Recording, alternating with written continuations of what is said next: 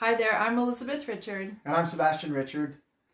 and we equip Christian entrepreneurs in the areas of faith, leadership, and personal growth. And today we would like to talk to you about the gift of time. So let's face it, most of us being quarantined right now have been given a tremendous gift right now. And it kind of doesn't seem like a gift for a lot of people because we're probably sick. Well, if you're like a little bit like us, you're probably sick of seeing your four walls. And yet, a lot of us didn't have that much time before. Now, maybe your company closed down and you're stuck at home.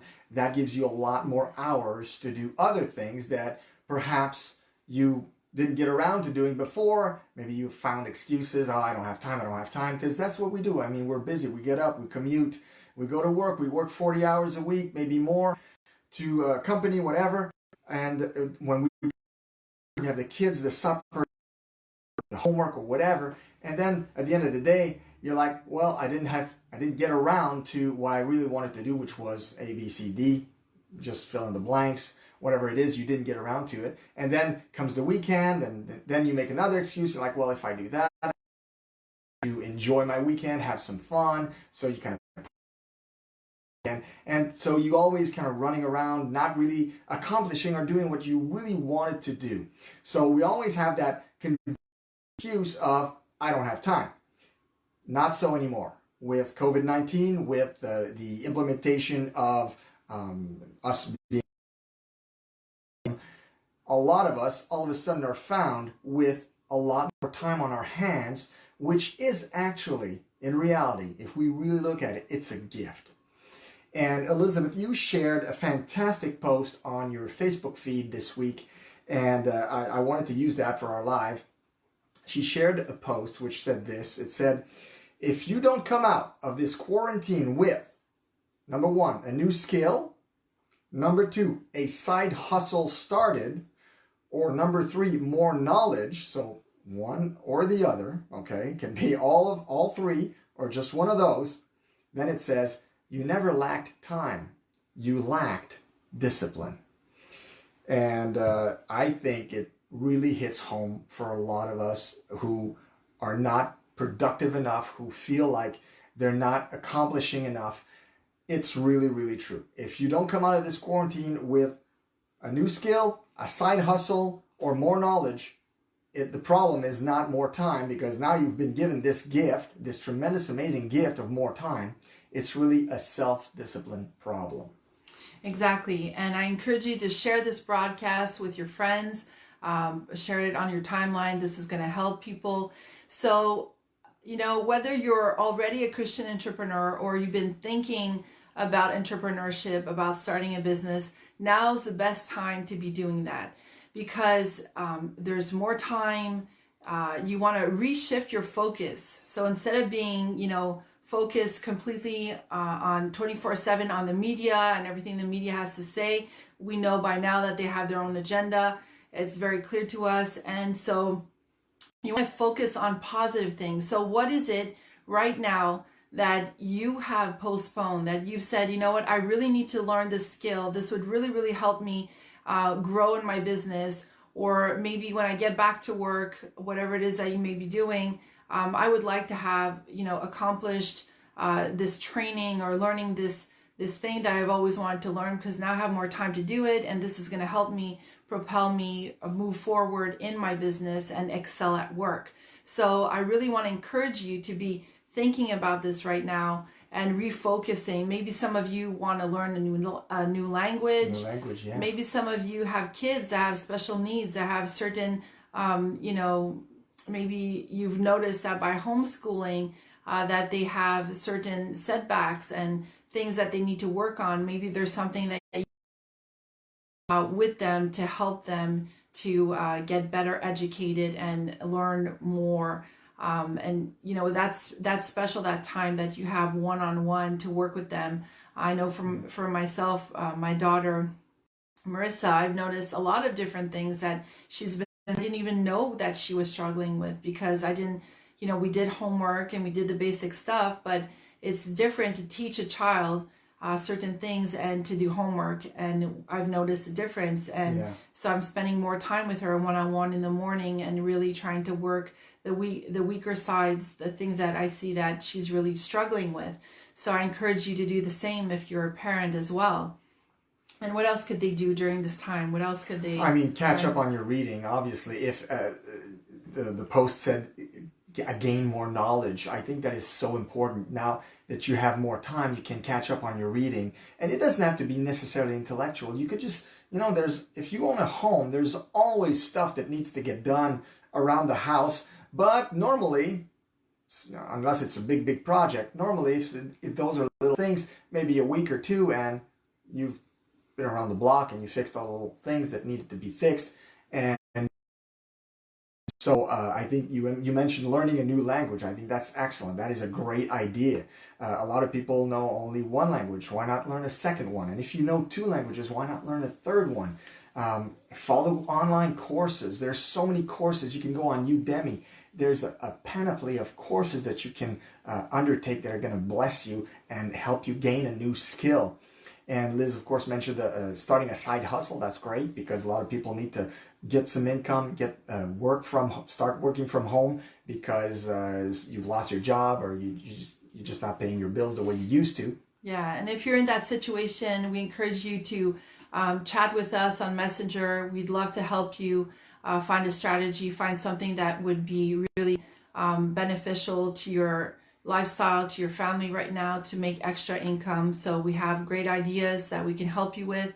And also I want to remind you of two things. Right now we're, cooped up in certain places, in certain states. People aren't even allowed to get out of their homes. So I encourage you, we tend to, when we feel more isolated, to sit down more and work more on our computers. And I encourage you to either get on a stepper, get some aerobics going. There's so many YouTube channels now that have all kinds of aerobics, dancing classes, whatever, you name it, just to get yourself moving, because that really affects our mindset. When we're not moving and we stay sitting down, I know for myself, it really does get me down and depressed at one point. So I have to make that better, like more of a daily schedule for me, or at least do it 4 times a week like I plan to do, because I notice that being cooped up really affects me in a mindset kind of way where we kind of feel weighed down, and then it's harder to focus, it's harder to be motivated on what it is you're supposed to do. So if you can go outside, then by all means you should be going out, taking walks with your family, and getting that fresh air, that oxygen to your brain. And I've decided to take more time to train, to learn some trainings of different things that I wanted to learn that would better me as a certified coach, as a life coach. And also I decided to read certain books that I had been putting off, and really focus on those and get to the bottom of them to finish them completely. So I encourage you to do the exact same thing. If you know that you have books, collecting dust that would be really beneficial to your spiritual life, I encourage you to do that during this time, and to get your eyes glued off of the TV. Yes, by all the means. TV will just try to reprogram you into panic and to focus on all the wrong things, looking at the death tolls, and looking at all kinds of things that are just depressing right now. And it's not that we're not supposed to be informed. Sebastian and I do listen to the news. But that's like half an hour of our day, and the rest of our day is on positive thinking, on biblical declarations, on positive Christian music, playing working in the house, our business, creating content. Yeah. Of course, homeschooling. Now we have the kids home, so we're doing busy homeschooling. And TV is maybe an hour every night. That's it. I mean, we watch stuff with the kids, and then they're off to bed, and then we get back to work. So it's okay to watch Netflix. I mean, obviously you have more time, so you might feel like you have more time for leisure as well, and that's fine. But don't. I've seen a lot of posts on Facebook about Netflix binging, and I don't think that's going to be helpful. Jim Rohn used to say, "Poor people have big TVs, rich people have big libraries." There's a reason for that. So it's fine to have leisure. It's fine to do fun things. but it's also good to use that time well and wisely. And the Bible tells us about that. And I just had a few verses I wanted to share with you guys that are very good about that. Let me just get it on the phone here. Okay, so Ephesians 5, verses 15 to 17. So then be careful how you live. Do not be unwise, but be wise, making the best use of your time, because the times are evil. And don't know this, right? Ephesians tells us to make the best use of our time. Colossians chapter 4, verse 5 says, behave wisely towards outsiders. I love what Psalm 90, verse 12 says, teach us to number our days. This is a fantastic verse. So David is asking, teach us, Lord, to number our days. You've been given the gift of time. You've been given more days. I once had a quote that said, don't wish to have more days in your life. Wish to have more life in your days. And I think that sums up what we're trying to say here. Try to resource to make the most of yourself. And that won't come by overeating or doing less exercise and doing less mental activity. It's the opposite. The best use of your time will be done by doing more personal growth, more spiritual endeavors and reading your Bible and maybe listening to godly music. More family activities. Yeah, maybe you're tired of seeing the same faces every day, and we've seen the posts that talk about the number of divorces or tiffs that couples are having. They're increasing because they're more together, and we get it. There's actually even a lot of domestic violence happening right now because people are cooped up in their homes, and that's a really, really sad thing. That's a shame. That's really a shame. But it was. I mean, I wrote a blog post, I think it was last week, that spoke of the importance of human connection, and now we're being told to social distance. And in that blog post, I explained what social connection with others actually does on a positive way, but also social distancing does the opposite. So it kind of makes us go wacko, because human beings, we're social animals, we're social creatures. We need touch, we need social contact, hugs, and all that. And right now, of course, maybe with those you live with, that's still possible, but it's not possible with those on the outside. So that's it's affecting our mindset, it's affecting our emotional well-being. So you need to keep yourself in check and ask God to give you the strength to go through this time right now. And I think this goes with more personal growth and not less. Exactly. And, as Christian entrepreneurs, our duty is to, help people in this time of need, in this time of crisis. It's not normal that people are going through this and they're experiencing these negative behaviors. And, we live on an island where there's there's already a lot of people that don't work during the winter because their jobs, most of them revolve around the summer weather. Yeah, they're seasonal. They're fishermen, exactly. Or they work for the government in the summer or whatnot. And so right now it's difficult for them because there's a lot of things that are happening, and being cooped up in four walls like this, it's very hard on a lot of people mentally. But this just reminds me of how men are supposed to have a purpose. Men are supposed to have a vision from God, and they're supposed to be constantly working towards that vision and helping others. And when you're in that mindset, it makes a huge difference. For us, even if we're in four walls, yes, we're going to go out and take walks, but mentally we're still focused on personal growth. We're still focused on learning more from God, on listening to sermons and listening to great trainings that we purchase for personal growth that helps us to learn more about God. And so our focus is completely different. So we're not, in this gloom and doom state and negative mindset and just looking at when the government's going to bring everything back to the way it was and this and that, because our focus has shifted to the positive and what we can do for other people. And so I really encourage you to look around you, what is it that you can offer people right now that, like we're doing the YouTube lives, and we go on YouTube, and we're going to go on IGTV, and so we're a bit everywhere, as where people can hear us and be encouraged. And so what can you do? What can you offer people right now that can help them, that can maybe give them peace? Maybe it can educate them. Maybe there's something you can train them right now to just get their minds off of the doom and gloom that we see on the media. Quarantine won't make much of a difference in your life if you're focused on making a difference. Mm-hmm. And I think that's what you have to keep your focus on. And the best way you can make a difference in the lives of people is making yourself into the best version of yourself that you can, and using this time to better yourself in every way, every day, whether it be physically, mentally, emotionally even, or of course spiritually.